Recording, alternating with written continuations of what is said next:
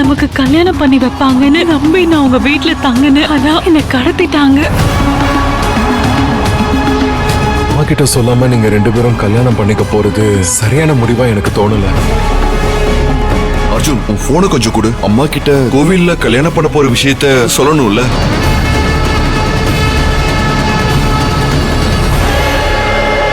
ஆடுகளம் நாளை இரவு 10 மணிக்கு உங்கள் சன் டிவியில்.